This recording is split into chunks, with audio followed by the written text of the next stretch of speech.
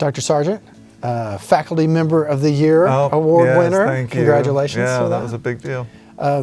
How did you end up at Hardin-Simmons University? What was your path? Well, I had taught at Ouachita Baptist University for 7 years, and got a call from the person who was the provost at that time, and he had been at Ouachita, and then he came to Hardin-Simmons, and so he said, "You really need to, come." And I said, "No, I'm happy where I am." And then a year later, I got another call, this time from Mike Monholland, and he was more persuasive. So, yeah, he got me to come interview, and so yeah, I'm here. Thank you, Mike. Tell me, what is it that you love about Hardin-Simmons students? I had an experience a while back where there's a group of students all together, and I kind of realized these are the kind of people I want to spend my time with. And so, for me, it's not, it doesn't feel like I'm sacrificing something when I'm spending time with my students and whatever, because wow, those are the kind of people I want to live my life with. Recently, a scholarship was set up in your honor, and a lot of students came back. I saw them at the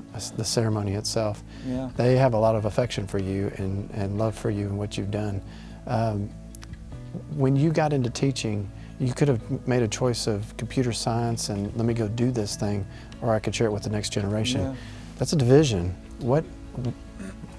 Why? Well, I really didn't want to work. That was part of it. Wow, okay, yeah, good. no, so, no, I actually just loved the teaching. And when I was in graduate school, I had the opportunity to have a teaching assistantship. And from the moment I started teaching at the college level, it was just this kind of, okay, I think that's what I want to do. So that's kind of what pushed me to go get a PhD and do all that stuff. Clarify the vision. Yeah. So your dissertation, I'd love to read it sometime. What was the title of it again? I want to go look it up. Yeah, it's optimal all-to-all communication and abelian Cayley graphs. So yeah. I think I've read that already. Yeah, it's pretty awesome. I mean, yeah. Well, if there was one thing that you could do every single day for the rest of your life, what would that one thing be? I don't know. Teaching's pretty awesome. Yeah. So I want to keep doing that. Keep teaching. Well, yeah.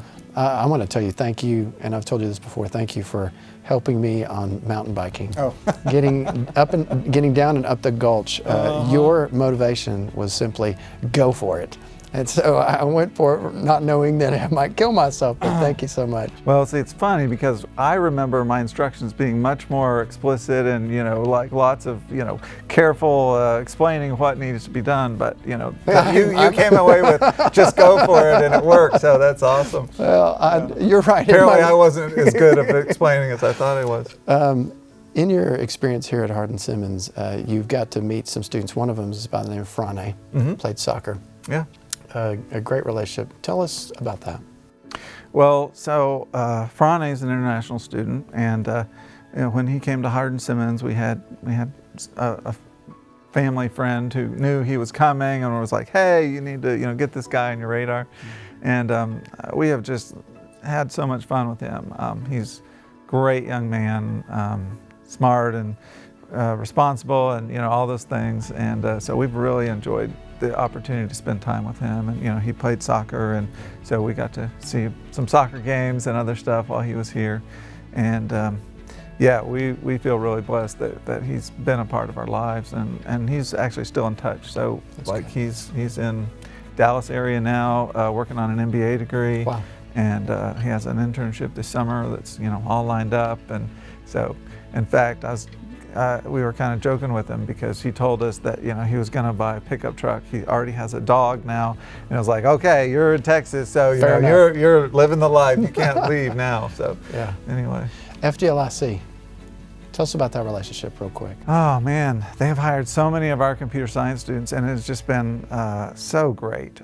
They've offered internships for current students, and it's one of those things that I can tell students, like, no, you need to know how to do this, and whatever, and they pretty much ignore me. But then they go and take an internship there, and it's kind of like they're doing those same things, and they're seeing, hey, this is actually really valuable stuff. And so anyway, it's been a great partnership. I guess it's an unofficial partnership, but they seem to love our students, and our students love working for them. So. Chris Seal's a great leader. Well, it really seems like they've got a good thing going there. So. Well, thanks for coming in. I appreciate you sharing. Thank you. Enjoyed it.